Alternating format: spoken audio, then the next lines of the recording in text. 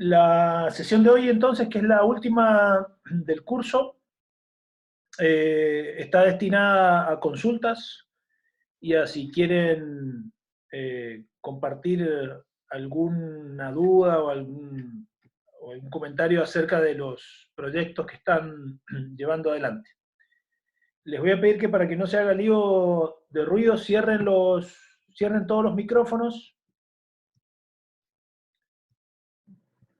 y escriban aquí en el chat, onda, yo quiero intervenir o lo que sea, y entonces yo les voy, en el orden que me lo digan aquí, les voy dando la palabra, y entonces abren su micrófono, así todos pueden escuchar, y así va a ser más ordenado porque si no se hace mucho ruido. Antes de empezar, quería comentarles dos cosas. Ya subí ayer los, los videos, ahí les mando los links. Están, como ven, sesión 1, sesión 2, sesión 3, sesión 4 y sesión 6. La sesión 5 en realidad no existe. No sé si recuerdan que ayer me olvidé de empezar a grabar unos 10 minutos cuando hablé de procedimiento y consideraciones éticas.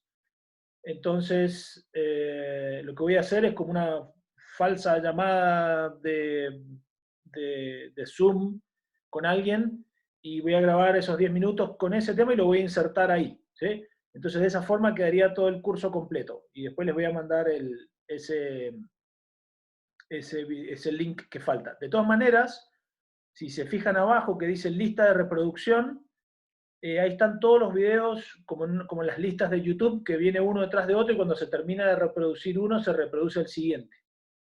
Entonces, en esa lista, ese link, si no quieren ir link por link, ese link tiene todos los videos ordenados cronológicamente en el orden que los hicimos aquí.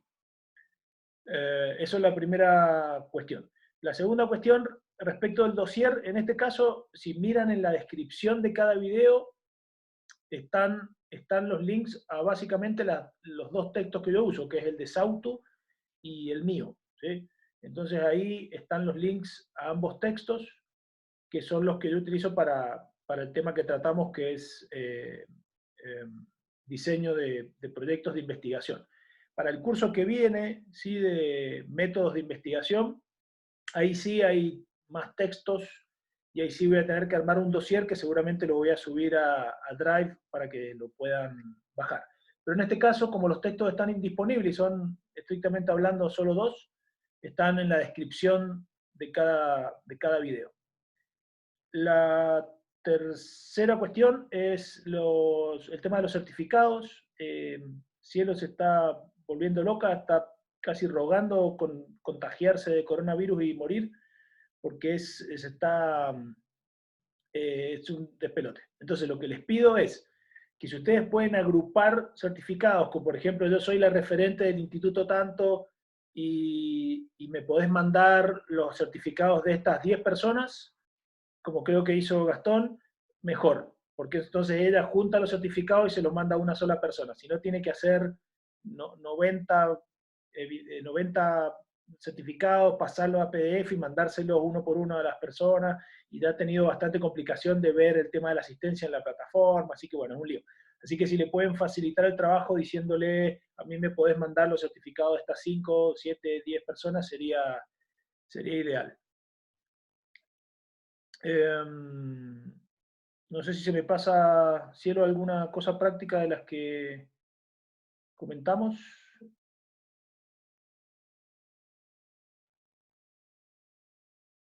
Bueno, si se me olvida algo, me lo recordás. Vale, si quieren entonces empezamos con las consultas. Como les decía, pueden escribir ahí en el chat. Me dicen yo quiero intervenir, les doy la palabra, abren el micrófono y ahí todos y todas vamos a escuchar.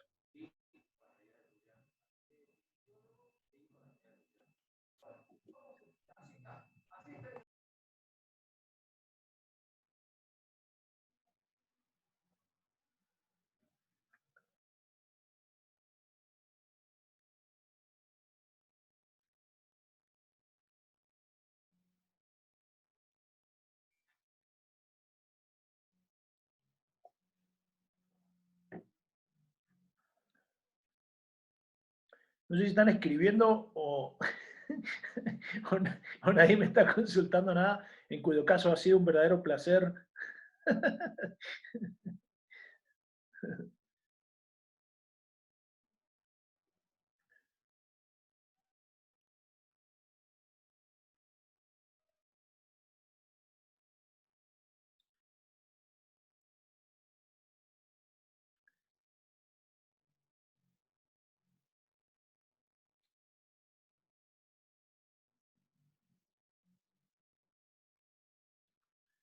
Esperen que hay gente esperando, me acabo de dar cuenta. Ahí está.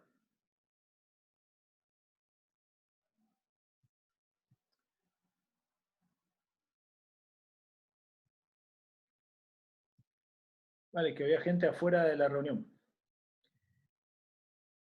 No sé por qué no pueden entrar directamente. Vale, repito entonces la consigna. Les decía que si tienen alguna consulta, duda o quieren comentar algo de los proyectos en curso, me escriben aquí en el chat, les doy la palabra, abren su micrófono y pueden compartirlo con todo el grupo.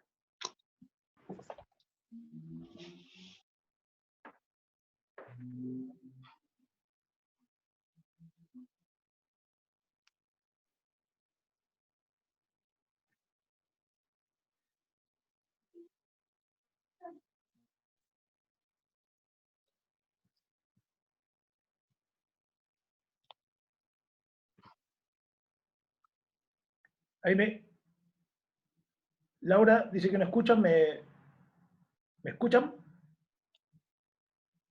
Sí. ¿Sí? Sí. Sí.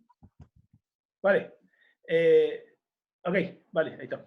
Les decía que que cualquier consulta que tengan respecto de lo que vimos o algún comentario de investigación en curso, me lo escriben acá y lo comentamos. Aquí, Debbie. ¿Sí? Sí, Debbie. Entonces abrí el micrófono y te escuchamos.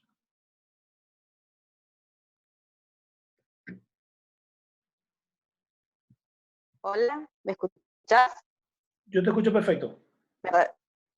Perfecto. Mira, te cuento. En alguna oportunidad, yo la otra vez te preguntaba con respecto a los trabajos de investigación o los proyectos de investigación que hacemos relacionados a las materias ambientales, ¿no? Yo soy técnica en gestión ambiental y soy docente.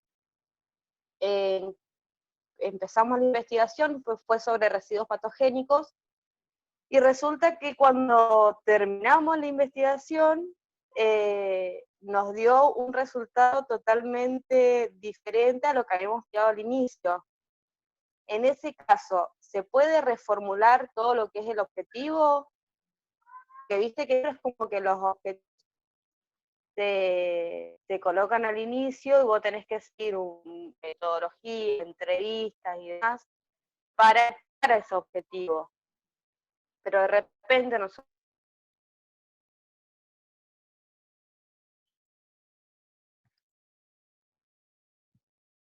Para que se... Un segundo.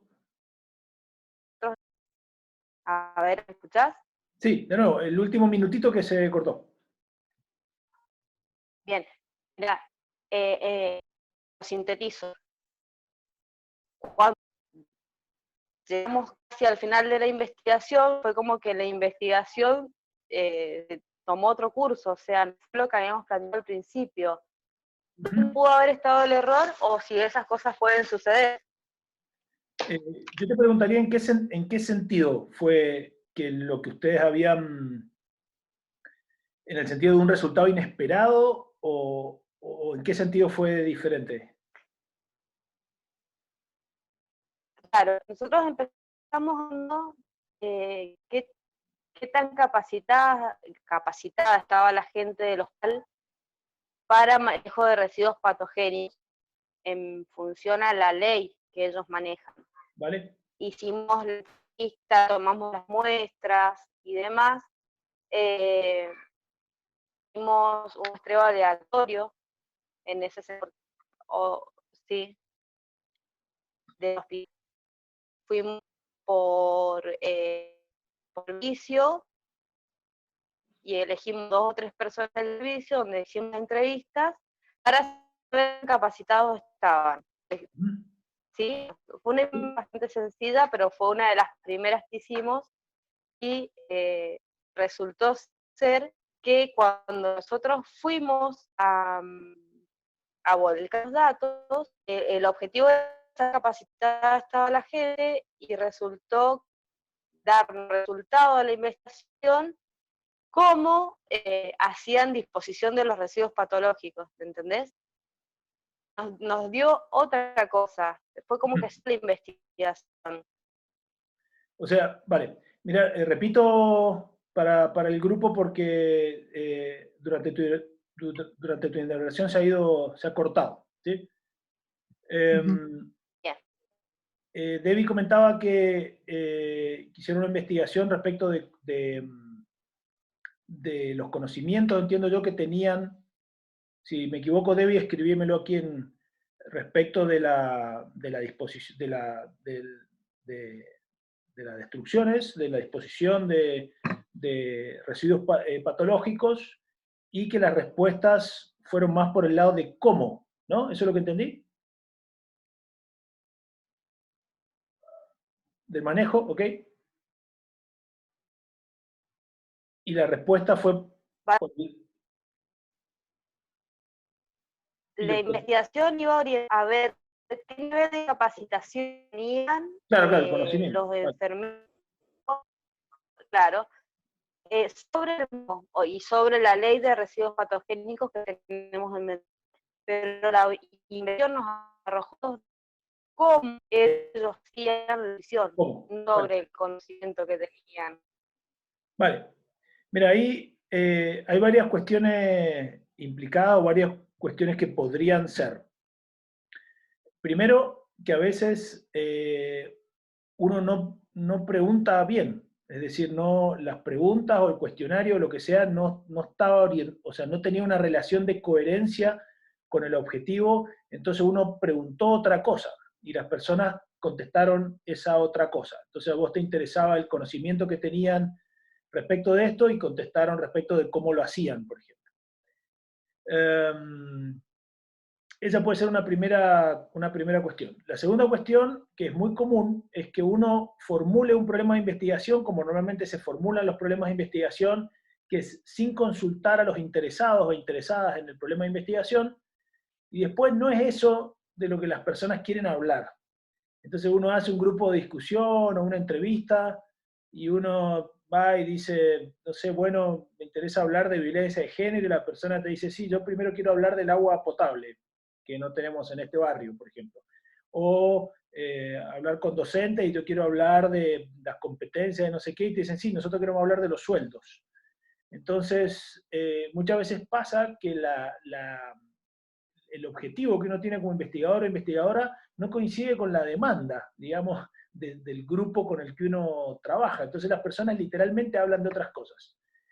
Estrictamente hablando, cuando uno hace el análisis de la información, ese proceso que yo decía de reducción y sistematización, es quitar todo lo que no sea pertinente. Entonces, si yo estoy interesado, por ejemplo, en lo que vos decías, en el conocimiento de esta cuestión, todo lo que se haya dicho que no sea eso, por interesante que sea, estrictamente hablando, debería quedar fuera porque no es lo que vos preguntaste.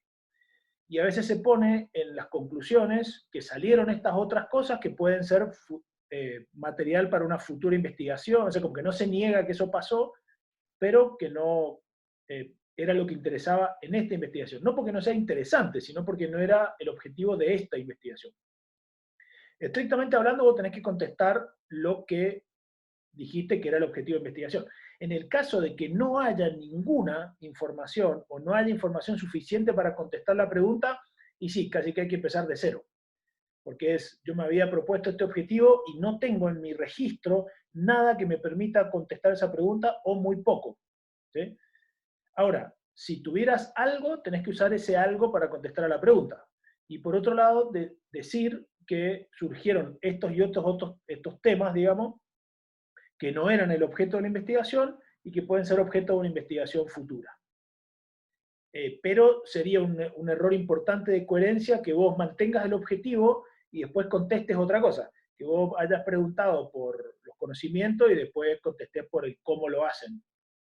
A no ser que del cómo lo hacen se pueda inferir el conocimiento, por ejemplo. Pero para mantener la coherencia vos deberías contestar lo que preguntaste.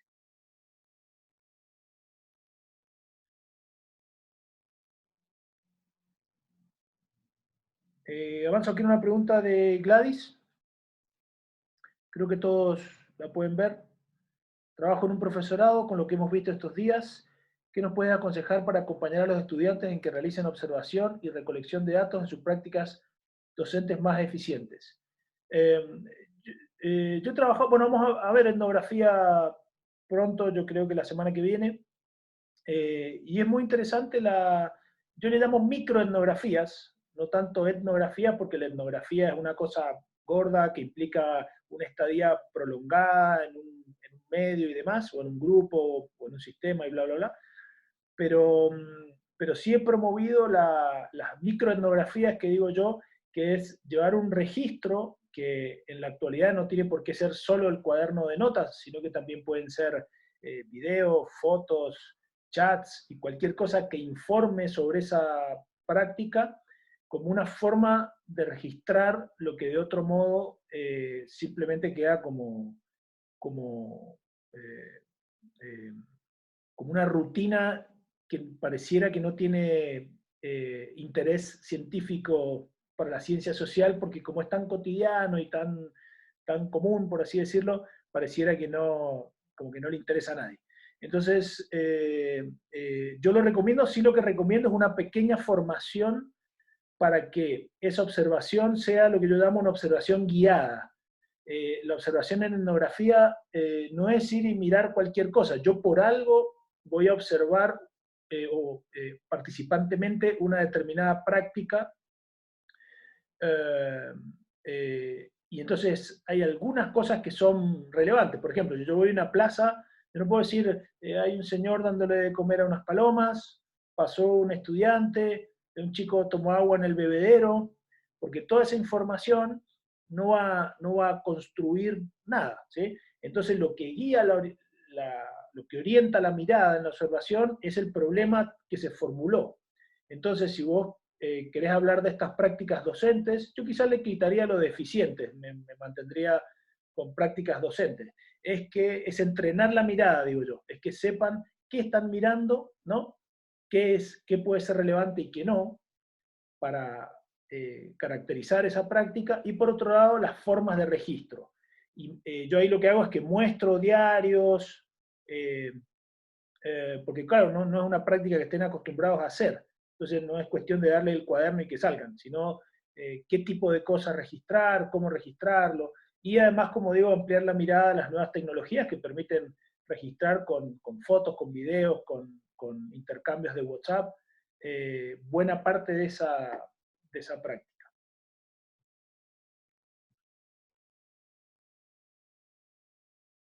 Eh, claro, para el análisis, Galaxy S9, que no sé quién es, pregunta, ¿qué bibliografía recomiendo para análisis? Ese tema es el agujero negro de la metodología. Yo, de hecho, tengo uno de esos planes que uno tiene y nunca hace. Quería juntar a gente para hacer un manual en castellano de análisis de información, porque en los modelos cuantitativos está bastante bien establecido. Hay modelos muy claros de correlación, de análisis de varianza, de análisis de regresión múltiple. Está como muy claro si yo quiero hacer qué modelo estadístico tengo que aplicar, según los tipos de variables y demás. Ahora, en los modelos cualitativos es medio poco tierra de nadie, y yo les decía que hay algunas estrategias establecidas y hay algunos tipos de materiales para los que no está claro, ¿sí? Entonces uno tiene que como ver cuál es la estrategia. El único texto que yo conozco es uno que tengo, pero que está en inglés, eh, y creo que esa falta de bibliografía se debe a la particularidad del problema, o sea, como a la unicidad del problema de investigación y el tipo de materiales que se producen, sean texto, fotografías, videos, Entonces como que cuesta dar una receta única para decir, así se analiza el material cualitativo. Es muy diverso el tipo de material que uno tiene. Entonces yo creo que eso ha dificultado que haya un manual, porque el manual supone que hay algo así como común que se puede formalizar.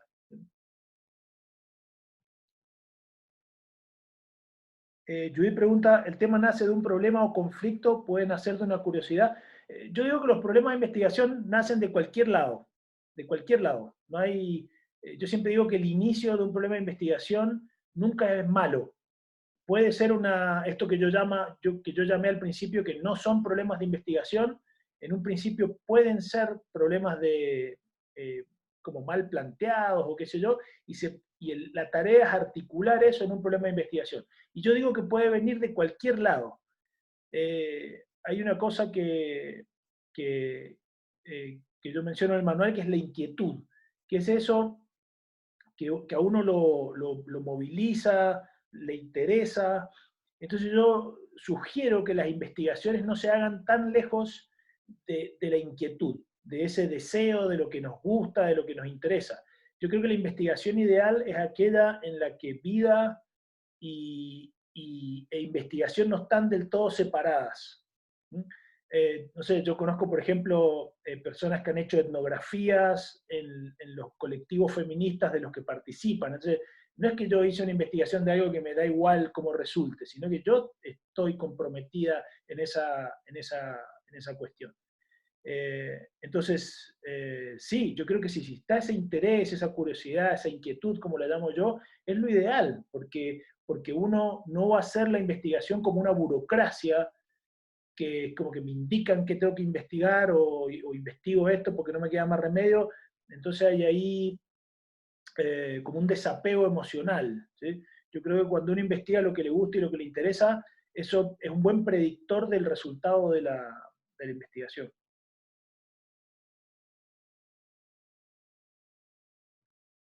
Gabriela preguntaba, mi duda es en referencia al tema. Estos días te he escuchado hablar de una investigación de acompañamiento a docentes noveles y es el tema que estoy trabajando, pero me entró la duda. ¿Puede repetirse la temática de las investigaciones si la pregunta o énfasis está puesto en otro aspecto de las que ya existían?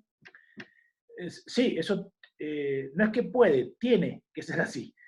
Yo creo que eso es en cierta forma un residuo positivista que parte de la idea acumulativa de la ciencia, ¿no? Entonces tenemos la ciencia, que es esto ahora, y uno tiene que agregar algo. Es la metáfora esa de la pared, ¿no? De cada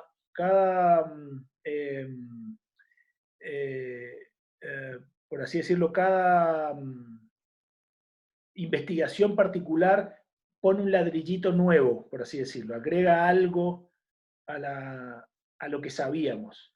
Claro, eso ha sido seriamente cuestionado por los cambios paradigmáticos y por la convivencia de paradigmas. Entonces no parece muy claro que la ciencia sea un proceso acumulativo de acercamiento a la verdad. No parece que estemos acercándonos cada vez más a la verdad, sino a lo sumo cambiando, ¿sí? Entonces yo creo que de ahí viene esa idea de que cada investigación particular tiene que agregar algo. Yo quizá no sería tan maximalista en ese pedido, pero lo que sí es que cada investigación tiene que tener algo que la diferencie de las investigaciones anteriores, porque si no la pregunta más obvia que se puede hacer es ¿para qué la estás haciendo si eso ya lo sabemos, por así decirlo? ¿Sí? Uh-huh. O sea que debería existir, perdón Javier, debería existir en nosotros el profesionalismo de tener información de las que ya existen. O sea, hacer una búsqueda de las investigaciones que existen para que tenga en cierta medida algo que construya, que aporte y que en cierta medida también sea novedoso. Claro, por eso aunque uno toque la misma temática de acompañamiento a docentes noveles. Claro, claro. Yo suelo decir que una cosa es que cerrar el micrófono así. Ahí lo cierro. Escucho ruido. Una cosa es decir que yo estoy en un núcleo teórico que ya ha sido abordado, que eso va a ser el 99% de las veces porque uno ni tiene tanta plata ni es tan inteligente, Entonces siempre va a estar en un núcleo teórico de lo que ya ha sido abordado, pero tiene que decir en qué sentido eso es, pero insisto, yo le llamo aporte, no le llamo así que va a descubrir la quinta pata del gato, no, es un aporte que vos haces a la conversación. Y puede ser un aporte menor, esta investigación no se ha hecho en la provincia de Mendoza, en Argentina, con la metodología cualitativa, en este tipo de institución educativa, qué sé yo, lo que sea, algo que sume, como digo, un aporte, algo que sume a la conversación.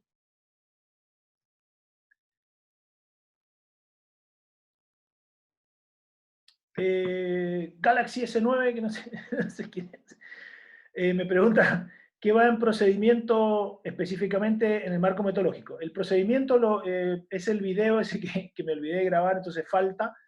Lo voy a comentar, voy a hacer una charla ficticia con alguien y voy a insertar ese video. El procedimiento es un relato que pone en movimiento, digo yo, el marco metodológico. Es decir, es un relato. Literalmente así, voy a contactar a las instituciones implicadas, voy a solicitar los permisos, o vamos a hacer esto. Es como que todas esas cosas que están como estancas y separadas en el marco metodológico, uno las pone en movimiento y dice, luego voy a pedir la firma de los consentimientos informados, después voy a hacer esto, bla, bla. Y es un relato de lo que voy a hacer. Dos apuntes. Aquí estarían los pasos, ¿sí?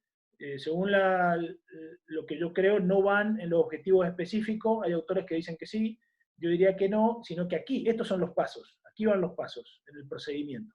Y la segunda cuestión es que deberían estar vinculados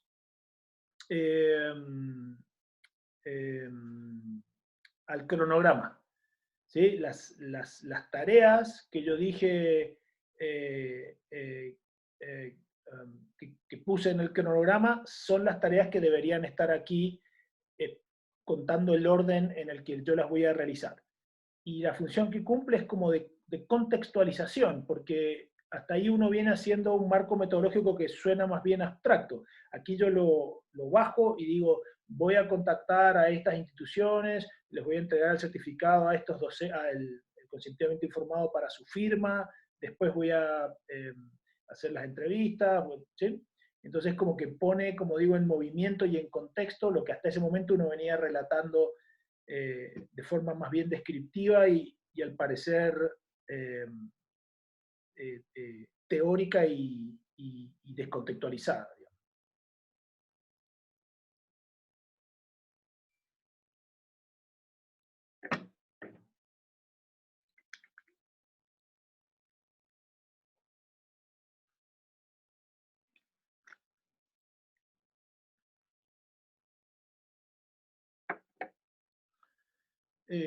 Bueno, todos pueden ver el comentario ahí de Matilde, pero se los leo. Estamos trabajando en la aplicación de un método estandarizado a nivel internacional para conocer la percepción de riesgo psicosociales de trabajadores de la salud. No hay antecedentes en Mendoza en su uso. Vale, ahí hay dos cosas que son un poco problemáticas. Una, ¿cuándo es exploratoria? Estrictamente hablando, es exploratoria cuando no hay antecedentes,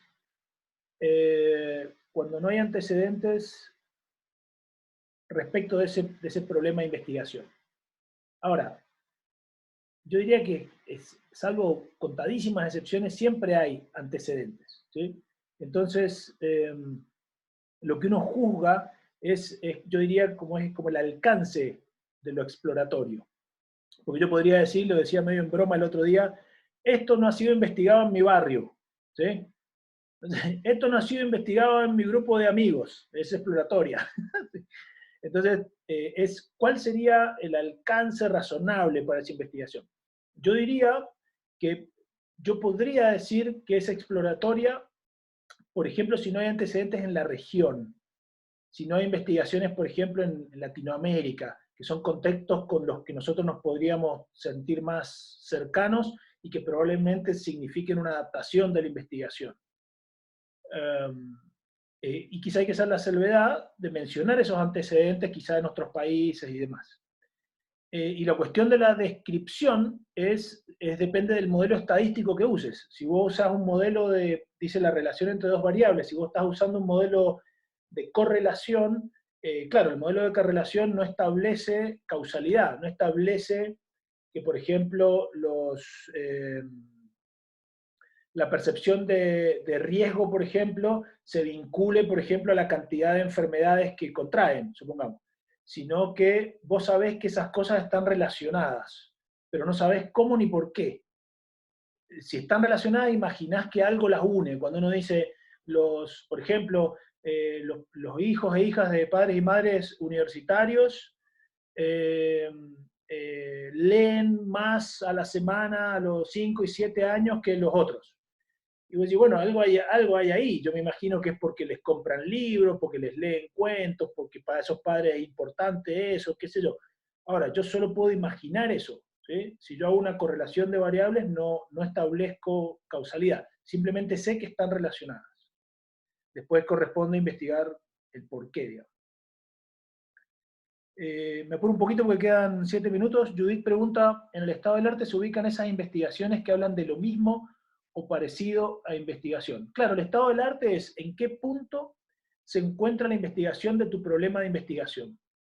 Y eso quiere decir que vos podés reseñar investigaciones con las que no estés de acuerdo. Se ha investigado desde esta perspectiva de las competencias, se ha investigado desde una perspectiva conductista, se ha investigado desde una mirada cognitivista, constructivista, hay estos nuevos aportes, ahí uno simplemente está diciendo, esto es lo que hay.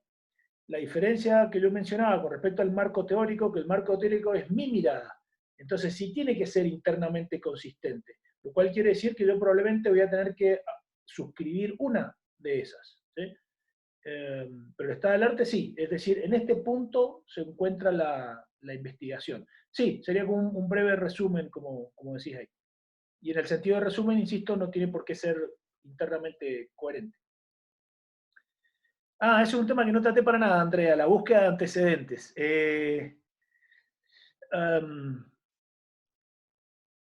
Mira, como regla general es buscar referencias académicamente válidas, y con eso quiero decir libros y no cualquier libro. No sé si hay gente fobalera acá, pero un delantero de Racing, no me acuerdo, el turco no sé cuánto, que escribió un libro acerca de su vida, así que el turco no sé cuándo, no me acuerdo cómo se llamaba, el turco algo, gran amigo de fiestas de Maradona, escribió un libro, supuestamente. Así que algo está en un libro no quiere decir nada, ¿sí? Entonces, hay que ver qué libros, ¿no? Y después, artículos, y también hay que ver de qué revistas, y fuentes institucionales, Organización Mundial de la Salud, Ministerio de Educación, bla, bla, bla. Y eso hace en cuanto a la rigurosidad de la fuente. Segundo, tiene que ser una fuente primaria, es decir, si voy a hablar de Marx, leo los textos de Marx están disponibles, no tengo por qué decir, según Pedrito que habla de Marx, en una tesis, por ejemplo, la tesis es una fuente secundaria. Yo tengo que usar la fuente primaria si está disponible. Y en general están disponibles. Es raro que uno trabaje con un incunable que está en una biblioteca en París y que tengo que pasar las páginas con una pinchita de depilar. Es raro que uno use ese libro. En general los libros que usamos están disponibles, entonces hay que ir a las fuentes originales. Y tercero, es lo de actual. Ahí varía, hay gente que dice 5 años, 10 años. Yo creo que depende del tema. En filosofía uno puede citar a Sócrates de hace, bueno, no Sócrates porque no escribió nada, pero lo puede citar a Platón de hace 2600 años y no pasa nada. Pero en la investigación del coronavirus, lo que dijeron ayer ya es viejo. O sea, no, esta contra la malaria funciona. No, no funciona. Listo, chao. Entonces lo de la novedad o de la modernidad de la actualidad, perdón, de los textos, insisto, depende del tema. Si uno va a hablar de Marx, lo normal es que cite textos de 1800 y tanto. Lo raro sería que no citen nada más que eso, porque después pasó mucha agua abajo el río respecto de la teoría de Marx. Y no voy a abordar la búsqueda, quizá podríamos hacer en el próximo curso un espacio para esa cuestión y les puedo dar algunas estrategias prácticas de cómo buscar y dónde buscar. En Internet, en estos archivadores que hay de publicaciones de acceso abierto, y algunos otros medios menos nobles que conozco de cómo acceder a publicaciones de pago. No lo puedo decir en público.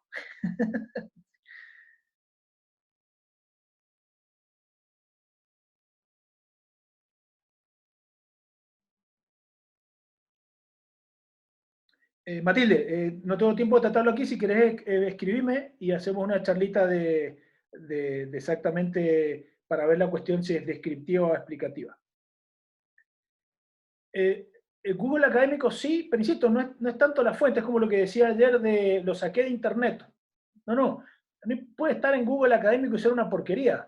Puede estar en Google y ser algo genial, ¿sí? O muy útil, o de muy buena calidad académica. Entonces la cuestión no es tanto dónde está, sino su rigurosidad, digamos. ¿Sí? Y la rigurosidad en general está medida o dada por una serie de cuestiones un poco difusas, como por ejemplo la editorial que lo publica.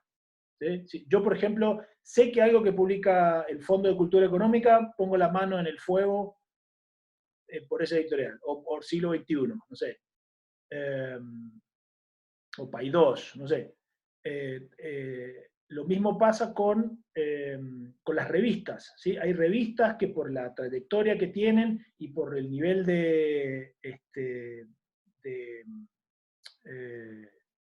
¿cómo se llama?, de indexación que tienen, son muy rigurosas, digamos, entonces yo puedo contar con esa revista. Entonces, insisto, no es la fuente de donde sale, sino las características del recurso. Disculpen, me dice que queda menos de un minuto, así que creo que llegamos hasta ahí. Les agradezco muchísimo por conectarse. Si hay dudas que quedaron sin contestar, me escriben y las comparto, o las puedo poner en la descripción del video.